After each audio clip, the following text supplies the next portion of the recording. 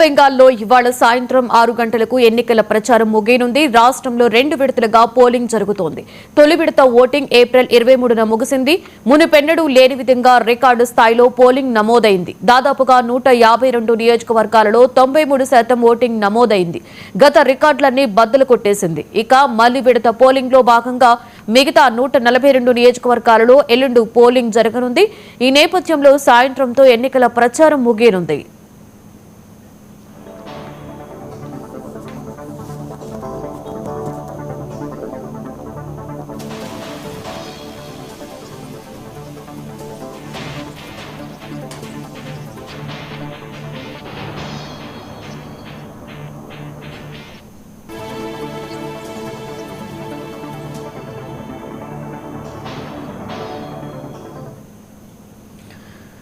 ప్రస్తుతం తృణమూల్ కాంగ్రెస్ బీజేపీ మధ్య హోరాహోరీగా ప్రచారం జరుగుతోంది. 2 పార్టీలు కూడా నువ్వా నేనా అన్నట్లుగా ఫైటింగ్ చేస్తున్నాయి.